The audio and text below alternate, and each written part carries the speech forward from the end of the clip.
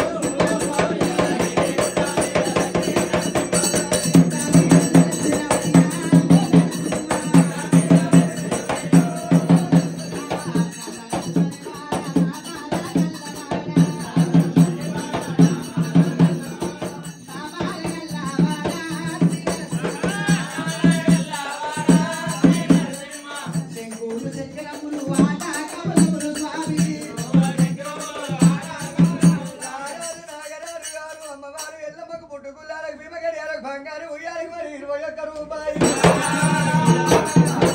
మనమరాళ్ళు చల్లగా వదిలాలి. ఆమె కూడా పులి లేక గట్టిగా బలం రావాలి.